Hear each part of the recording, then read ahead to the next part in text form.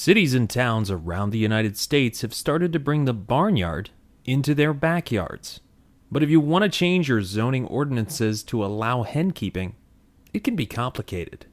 One of the country's most respected county governments, Arlington, Virginia, is now in a flap over these feathered friends. The county is polarized. I mean, that's evidenced by the fact that we have a consensus report, 2 minority reports. John Weistat is a lawyer and chairman of Arlington's Urban Agriculture Task Force, a group appointed by the county board to research and make recommendations about hen keeping to the county government, the first step in the zoning change process. Right now in Arlington County, you really can't have backyard hens unless you have property of an acre or more.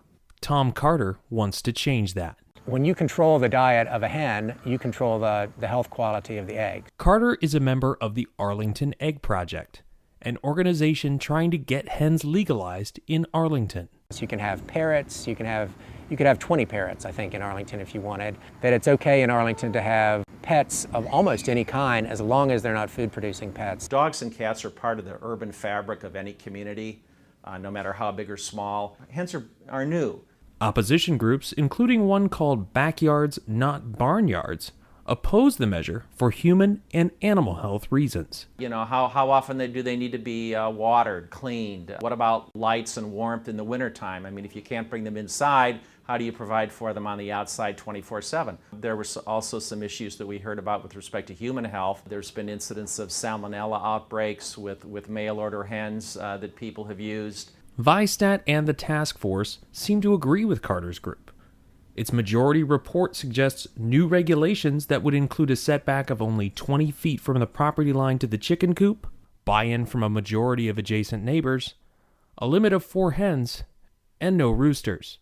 After all, roosters make noise. The task force took extra special care to come up with what we thought most people could live with. The task force report is just an early step in the process of changing zoning rules for hen keeping.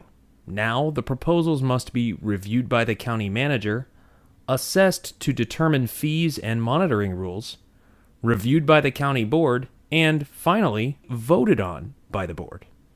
Or not. Changing a county's hen-keeping zoning laws is not simple, but perseverance pays off. Most jurisdictions who have legalized hens do not appear to have had a whole lot of problems with them. The recommendations of Weisstat's task force may eventually allow this coop in Arlington to be fully legal. But no matter what the county government decides, expect that someone will have their feathers ruffled. In Arlington, Virginia, this is Greg Presto for the Lawyers.com channel.